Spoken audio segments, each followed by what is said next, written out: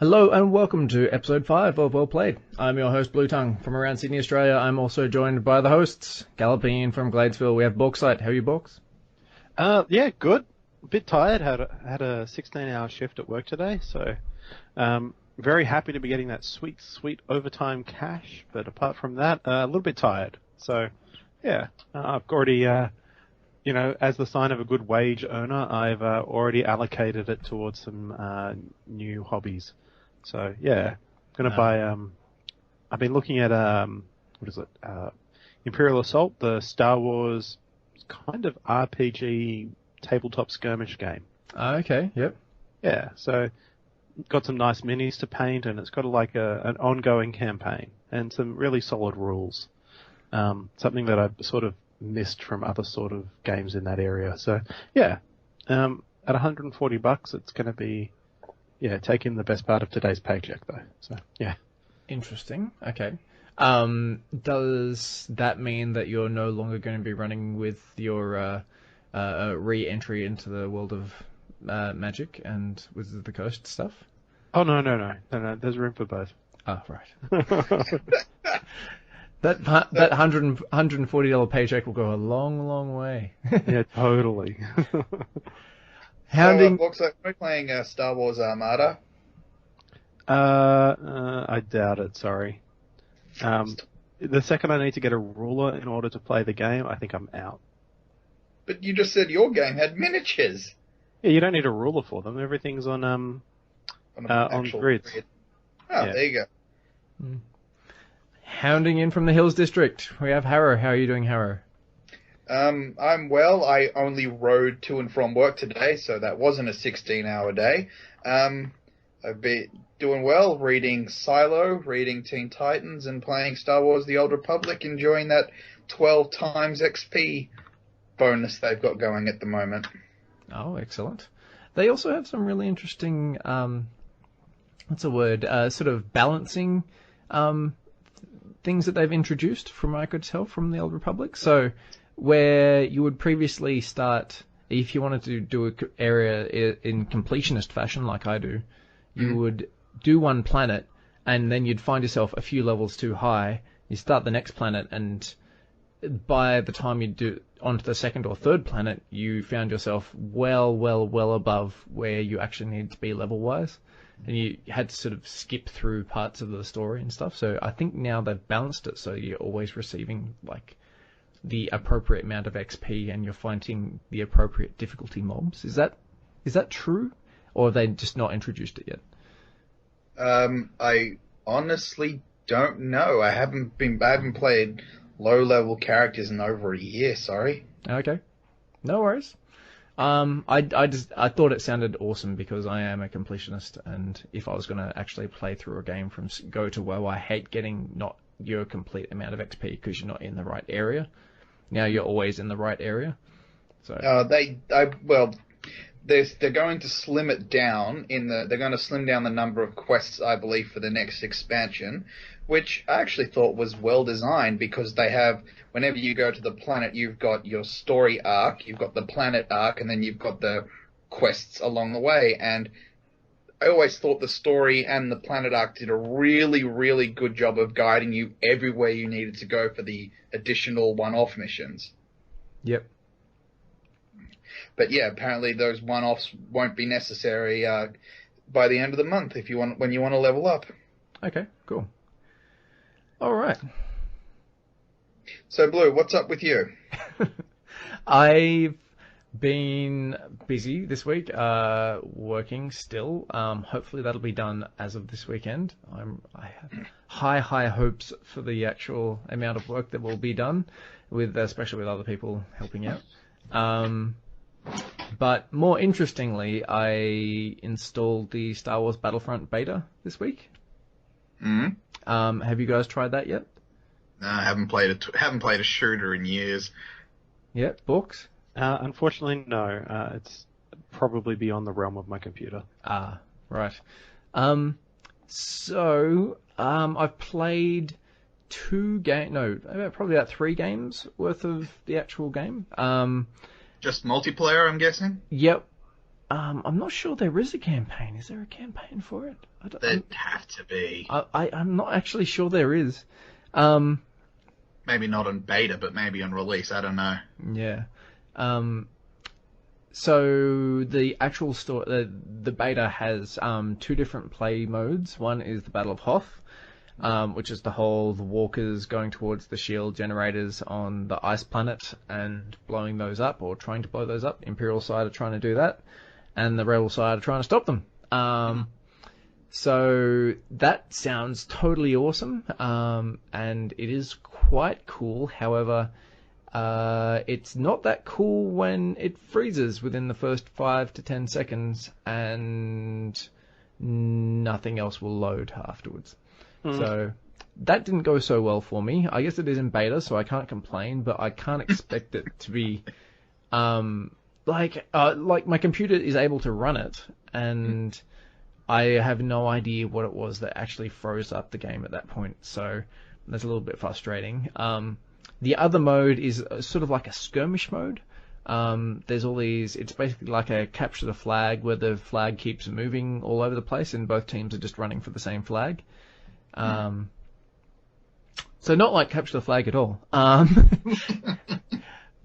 yeah, but think of it like a sort of point capture map kind of thing, where you're not sure where the next point is going to be. So it's not even point capture, because it's like I don't know, chasing a wild goose or something. A wild goose chase. There you go. That's what it sounds like. You should copyright that term. That's a very clever term. Right. I think I coined a really good phrase there. And that was okay. It's got all the usual sort of unlock more weapons as you go along through the actual game. You unlock grenades, you unlock jetpacks, you unlock different types of blasters, and interestingly, I like this little feature. Rather than having ammunition for your blaster, you overheat your blaster if you fire it too much. And then you do a forced cooldown using the same feature. So it's sort of, it's just sort of your workaround, rather than just you've expended all your ammo and you need to reload a clip kind of thing.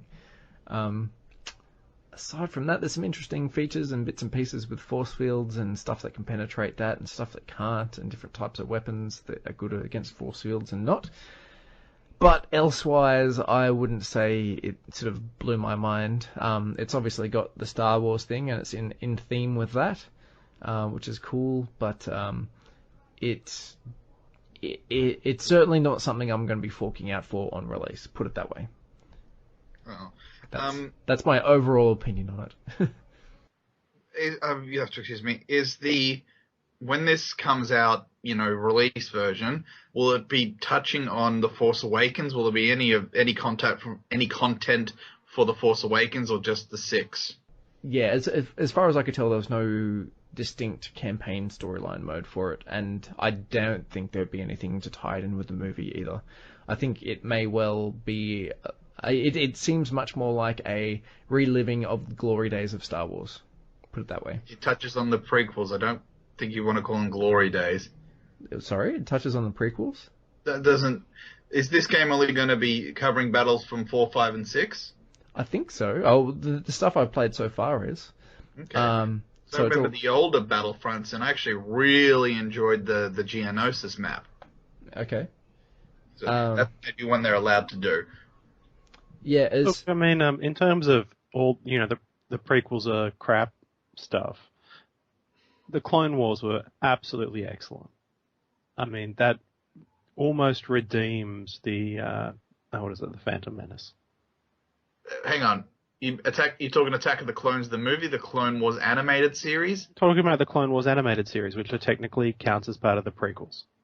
Well, it's pretty... And George Lucas was lead creative on that, so I don't think we can completely go and say that the prequels were all garbage. My problem with that is it's very hit and miss. For every awesome episode you have with an awesome assassination attempt, you have a crap episode where Jar Jar Binks gets lost in Coruscant or some other rubbish. So I always found it very hit and miss. Yeah. Okay. I suppose Jar Jar Binks is an excellent argument against anything I would have to say defending the prequels. Oh, it wasn't just that. They also had these they tried doing these episodes with political intrigue, didn't work. Tried doing episodes where, you know, the droids have an adventure while everything else bad is happening in the background, boring as crap. Yeah. Like I said, very hit miss. Yeah, I saw an interesting little meme thing about old and new kind of versions of things, like old TVs being like super wide and heavy and that sort of stuff versus the new ones being flat and thin. And then there was also one of George Lucas, and he's standing in the middle of all the props from the old Star Wars. Yeah. And then a more modern picture of George Lucas standing in front of a green screen. And it's going, yeah, that's probably true. Oh, dear. Well, I mean, I hear that J.J. Abrams is going back to the original practical effects a lot more than Lucas did in the prequels. So that'll be interesting to see when Force Awakens comes out. Yeah. Fantastic. All right. So, as a quick explanation of what this podcast is about, Well Played is about sharing comic books, graphic novels, movies, TV shows, computer games, board games, and MMA and wrestling we enjoy with our listeners. For those of you who are already aware of the subjects, hopefully we can give you all a deeper insight into what it's about. So, without further ado, let's get stuck in. The first game we have to review for this week is Eldritch Horror. Now, Eldritch Horror is a board game played between 1 and 8 people. It's been out for about 2 years now, and it has been published by Fantasy Flight, which gives you a rough idea of what the games are about. Fantasy Flight tend to be fairly consistent in their kind of game design. They'll always seem to publish games which are slightly on the more complex side, and they always have high production value without really, really, really solid gameplay mechanics to back it up. That's my personal opinion. How do you guys feel? Well, I think you've summarised it, so we'll move on to the next topic, hey? Okay, good. Look, I really enjoy Eldritch Horror, and at the same time, every time I play it, I'm left feeling a little cold. I hate to be, dissing this game, considering I spent $80 and I've been an advocate, for it for a long time. I don't know whether necessarily. I mean, I cannot fault the production value. There's so many cards. There's a whole heap of story in it. I have to sort of agree, I guess, overall. Yep. So I was more generalizing about Fantasy Flight itself rather than talking specifically about Eldritch Horror. But Eldritch Horror, it sort of fits roughly into that mold of really interesting story, really interesting character, and actual gameplay. Like it draws you in. It visually draws you in. There's a world map. There's stuff to explore. It's an exciting premise. And then the actual mechanics tend to boil down to some fairly simplistic stuff, which I don't know. Maybe that's just standard for co-op games. How did you feel about it, Harrow? It's a longer game without much of a payoff, I find. I've played it twice. It got to you either know you're going to win or you're going to lose maybe a third of the way through if you're on top of things, if you're gaining your levels appropriately. Because first time we played, there was enough of us. We were gaining stat points, I suppose you'd call it, and our characters were getting stronger. And by the time the big bad came out, it only took 2 of us to beat him. It didn't require everyone converging and working together to beat the final bad guy. It was done in 2 moves. But the other time when we were struggling and the portals were kicking our ass, it was just a long, drawn-out, painful process till we all died. Yep. Yeah, I've got to disagree with you there, Harrow. There are games which I've played where I've pulled victory out of certain defeat, and other games where the bosses just snuck up right behind me and slapped me to hell. So I don't necessarily think that it's true that you can tell how you're going a third of the way through. There can be some real twists and turns in it. It really does depend how, I guess, a lot of it's down to luck. Even if you're doing everything right, you can still get just slapped to the ground. So, look, to give our listeners a sort of perspective on what this game is, it's a H.P. Lovecraft, Cthulhu-inspired battle for the world. So one of the great old gods is coming to mess up planet Earth, and you're a bunch of people who are in the know who are trying to stop that happening. So by investigating cults and killing monsters and unearthing ancient artifacts and learning cool spells and stuff like that in order to really just stop the great old ones from, coming around. So, yeah, you've got a bit of a globe-trotting 1920s thing going on where the board is actually literally the map of the world. And you get cool artifacts and cool items, and at the end of every turn you get a little bit of snippet of story about an interesting encounter you have in the town that you're in or wherever. So, yeah. Yep. That was actually one of the features I liked most about this game was the basically role-playing element of investigating a city or uncovering some new sort of complex clue or something like that. Meant that you read a little story about what's happened, and it sort of involved you a bit more than just saying, roll 3 dice and we'll see how you go kind of situation. Yeah. So I guess comparing this to Elder Sign, it's probably the nearest comparable game.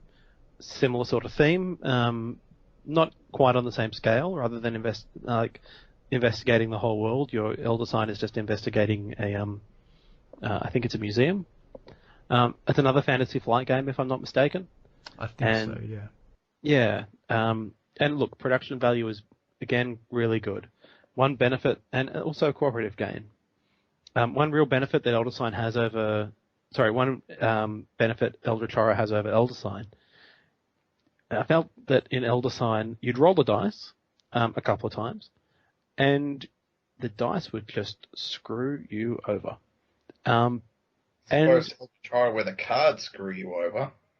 Well, the cards put interesting roadblocks in your way that you can go and encounter, and you do have options about how you encounter it. And there is a bit of decision-making about how you can best overcome these encounters. Look, you've got maybe 4 players on the board.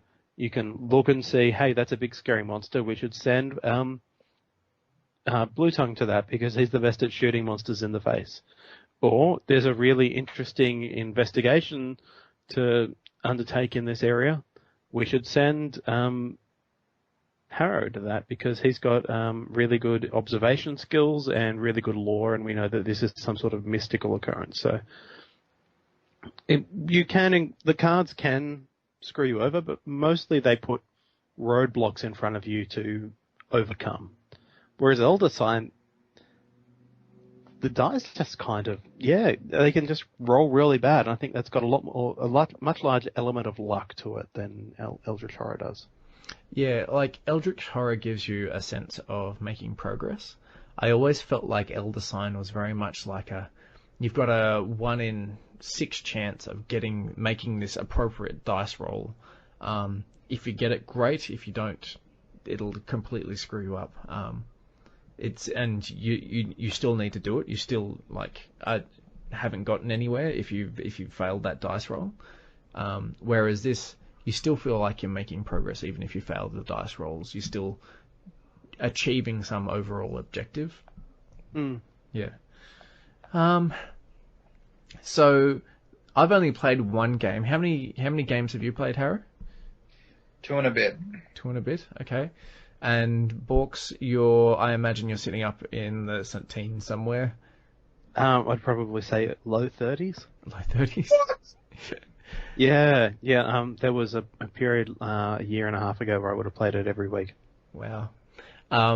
And based on your experience with it, what is there an overall strategy which seems to work a lot more consistently than anything else, or should people just try and discover this sort of stuff for themselves? In terms of strategy, I would say more than half my games I've played a particular character called Charlie Kane. His special power, each character that you can choose has different abilities, which I really enjoy, and they're flavor matched to the characters, so that's really good. But Charlie Kane's ability is that he can go shopping, and when he does go shopping, he can send cool toys to other people around the world, which is great. So I've done that more than half the games because it means I can, to a certain part, a certain extent, enable everyone else to be heroes. Which so you're playing as Alfred. Sorry? So you're playing as Alfred. Yeah, I really am. But it also means that I can actually manage the mechanics of the game as well, because I know that for the most part I'm not making a decision every turn. It's like I'm going to go, like for the first few turns, I think I go to Arkham, which spawns clues. No, London spawns clues. Yeah. And then ahead, once I've done that and got enough clues on the board, because they're the main currency for winning the game, I just spend every turn going shopping and perhaps giving an action to another player. So it means that I can be more invested in the group and say, hey, maybe you want to go here because you're really good at this, or you're closer to that thing, maybe you want to do that. And, just managing the pushing cards around and putting Doom tokens on things. So, yeah. So it's not particularly successful, unfortunately. Sorry, what isn't? That strategy. Okay. Yeah. Honestly, I think the best strategy is to just have a really well-balanced team. Yep. Someone who's good at shooting, someone who's good at investigating, and I think that's probably the best way. Yeah, and the support character of some description as well, I imagine. Yeah. I think that's how it worked. That game I did win, we had Bauxite doing his buying thing. I was just going around learning all the magic I could. Then we had two people going around punching monsters as they popped up. And yeah, we just specialized, and in the end, we specialized so much. We were all getting the stats we needed that it became too easy. Yeah. When I played, we played with basically two investigators, and one of those being a sort of a spellcaster. We had Vox doing his support thing, and I was Chief Monster Puncher. Yep. I started off as the Sailor. Silas Marsh. Yep, and I really enjoyed playing him. He was actually quite cool. He's a very good all-round type character. It's very, very mobile. You basically get like a free sailing move every turn, which is amazingly good. But then I basically got screwed by the fact that his I don't know, willpower, is it? So you've got two stats on each of your character. One's like a health, the other one is like your sanity. Yeah. He's got a relatively low sanity, and my job was fighting scary monsters. He and eventually ended up going insane, which is unfortunate. But the good thing was I wasn't out of game milk completely by that point, and you just basically pick up with a new character. And I picked the soldier, given that I was already Chief Monster Puncher, and continued the monster punching as necessary. Yeah, I think another cool thing was that you got to encounter the newly maddened Silas and take his stuff. Yes. Making you incredibly good at punching monsters. Yes. And, truly amazingly good at it. That said, interestingly as well, I was obviously encountering a lot of the monsters who were jumping out of portals. And after all the monsters were dead, if I bothered to try and go in to actually close the portal, I found I was generally quite poor at it. It usually involved some sort of observation and like willpower checks and stuff, which I was quite poor at, based on my abilities all being good at just punching monsters. Yeah. Yeah. I think that's an interesting balancing mechanic in that the portals will continue to spew monsters out onto the board, and someone who is very good at punching is not necessarily good at closing the portals. So I think that does lend itself to a more cooperative aspect of the game. Yeah, like ideally you want one person going around punching all the monsters, another person sort of following up, maybe to finish off one or two, but mainly to go into the portals and mop up and close those bastards down. Mm. I think it was really good that we had a player as well who was the shaman and was able to feed the correct portals to the board so that Silas, being as mobile as he is around sea areas, was able to get to them very easily. Yep. It kept everything quite concentrated, and it'd usually only be a move or two between me going to different portals and stuff like that to close them down. So, yeah, it worked out quite well, I think. I enjoyed it very, very much. Would I buy it outright myself? I might, actually. I enjoyed it enough to say that I might give that a run as a good co-op game. I'm always in the market for a good co-op game. But would I pay full price for it? I'm not sure. I think I'd be looking for it on sale at a convention or something like that. What about you, Harrow? Oh, no, I wouldn't buy it. I'm not that's no slam on the game. I'm just not a big fan of co-op games. Yeah. They're incredibly difficult to execute, as in my experience. Making a game challenging while at the same time making it random and making it interesting and allowing the players a competitive chance at actually winning the game is so very difficult to do from a design perspective, I think. Yeah, I guess where I'm sitting at the moment, I mean, I've been playing this for a long time, and I've only recently bought it because there's no one in Sydney who actually has a copy. And when I lived in Wollongong, there was a number of people I knew had copies, so that was great. But I think I'm having a bit of buyer's remorse. Yep. It was quite expensive for a game.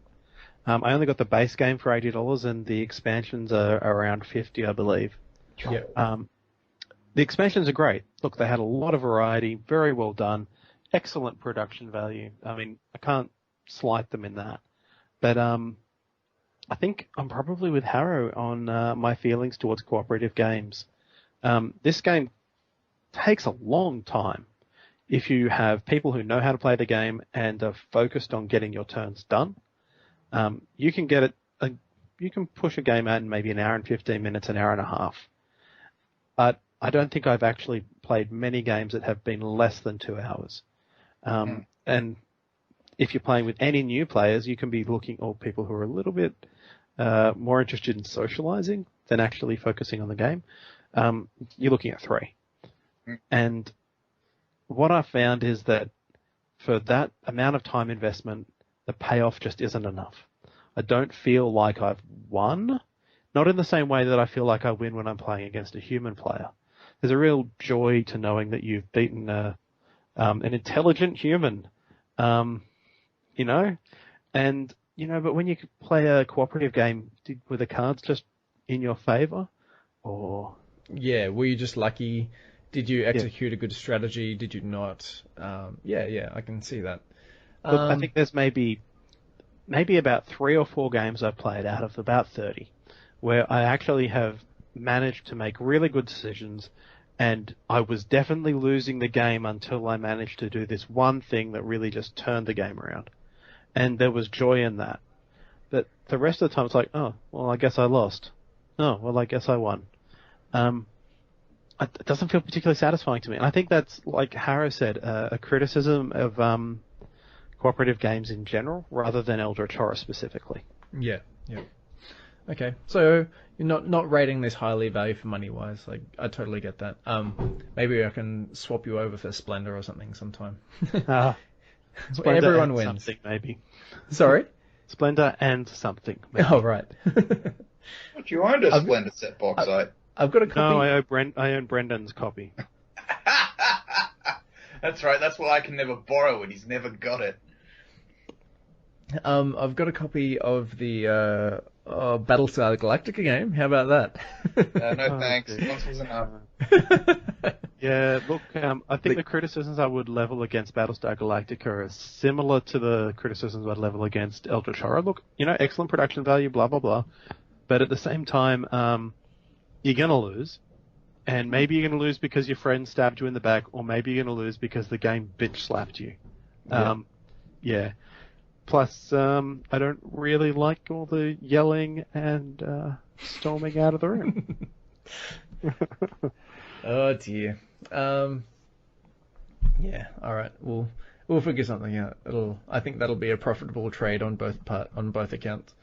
Like, I think before I'm thinking, me and the wife are thinking of going to CanCon in January, and we'll have a bucket full of games we're going to take down for selling, because they have a second-hand games market there. Yep. Which has been a source of some incredible bargains for us.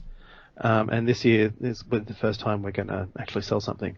So before we do that, we should probably do a big trade. Yeah.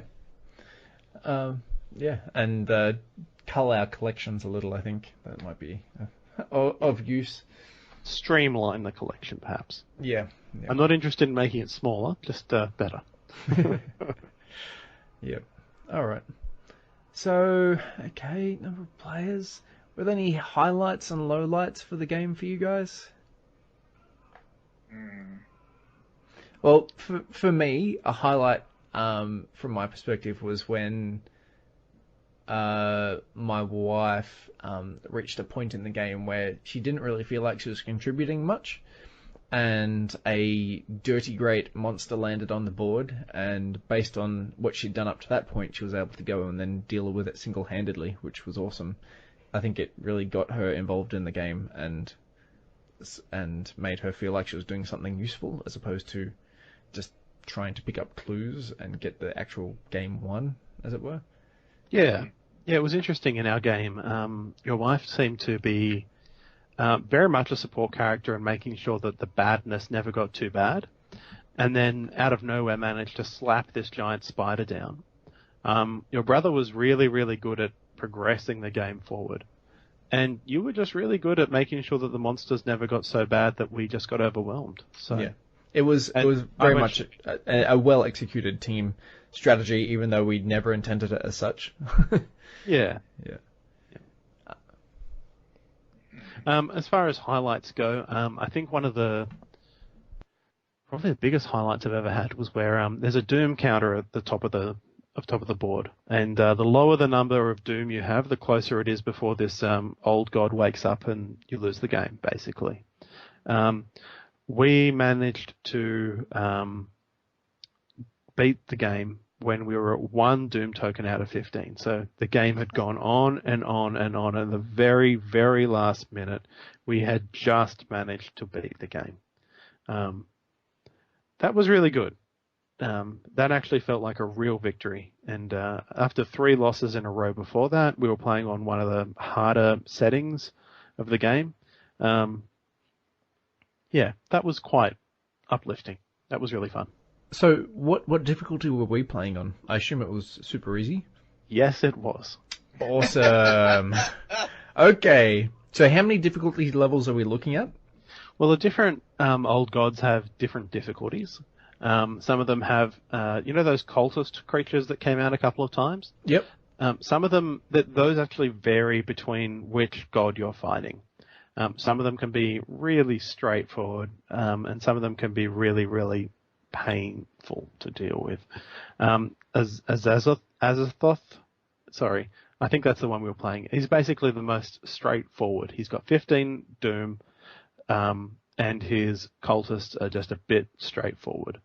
The other gods can be a lot more challenging. You can also adjust how challenging the game is by, remember at the end of each turn we were playing the Mythos card? Those actually come in 3 different difficulties. And you can put more easy ones in or more challenging ones in. Remember a couple of times there were ones that just sort of seemed to hang around and last. One of them lasted a whole game. That was a rumor. Mm-hmm. More of those tend to make the game a lot more challenging. Yep, sure. So, yeah. Yeah, I remember we almost got completely trounced at the start of the game by one of those cards, and it was looking very grim for a turn or two. And then we sort of managed to sort of right the ship, as it were, and things sort of came good. But I imagine if we got a couple of those in a row, it would have been very, very unpleasant. Oh, absolutely. It is possible that you can deal cards in such a way that it is impossible to win. That the first 2 cards that you flip, you will just lose the game. And that stinks when that happens. And I think that's one of the negatives of some cooperative games. I would say particularly poorly designed cooperative games. Yeah, because something like that could be overcome by the mechanic that got put into Discworld with the 2 different decks and shuffling each deck and then stacking the heavy hitting ones on the bottom and the lighter hitting ones on the top. Well, there already is a mechanic like that. Okay. Yeah. But even still, it is possible that you can actually just mess the game up right from the start. Have you played Forbidden Island? I think we have. Is that the one with all the sharks and stuff? No, that's the one with the tiles that you flip over and you're trying to stop it from sinking while you pick up 4 pieces of stuff and... I think, maybe once, maybe? Yeah. That had the same problem that you can just straight up lose the game straight away on turn 2, which stinks. Forbidden Desert changed that, and it doesn't have the same problem. So these are other cooperative games that have managed to handle that sort of mechanic in a different way. So, yeah, look, I think it's interesting. The Forbidden Desert, you killed me. Well, it was your fault for not having more water. It is one of the objectives of the game. It is. I've got to say, we did lose that game, but that we hadn't taken a calculated risk. We just didn't calculate that risk very well. All right. So yeah, Eldritch Horror, check it out. It's, I think, quite enjoyable. Really helps to have someone to actually show you how to play the game. I imagine learning that rule book from scratch would be painful, to say the least. Whereas it can be boiled down to some fairly simple steps if you've got someone who knows what they're doing already. Yeah, absolutely. I would not want to learn how to play that by myself. In fact, the only person I know who has learned how to play that by themselves actually got about half the rules wrong. Oh, right. And, yeah. And this was someone I know who is very, very into board games and really that I found that surprising that he actually did get those wrong. Yeah. Talking about Brent. No. No, I would not be surprised if he got some rules wrong.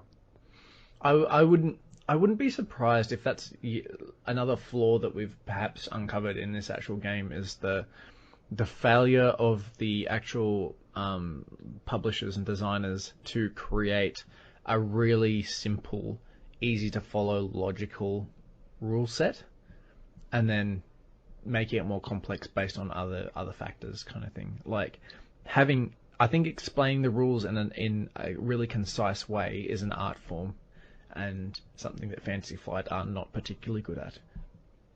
Yeah, I think it's got a lot of moving parts, and I think nothing in it is particularly complex, but just how those moving parts fit together it can be a bit hard.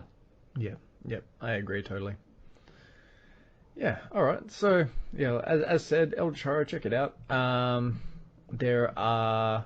it's an easily found game. It's not as if you're going to struggle to actually come up with a copy. All the local game stores that I'm aware of actually hold this or similar variations thereon. There's a lot of expansions as well to add a bit more complexity and a bit more variety to the game. And it goes for about $80 Australian or $40 US based on where you are. Yeah, good old Australia tax. Yep, fantastic. All right. Well, thank you for joining us this week. We hope you enjoyed yourselves as much as we have. You can catch us on Twitter at WellPlayedAU, and you can send us questions, comments, or abuse. Please don't send abuse to us at wellplayedau@gmail.com. And if you like us, please leave us a 5-star review on iTunes. All right. Thanks very much, guys. See ya. See you later.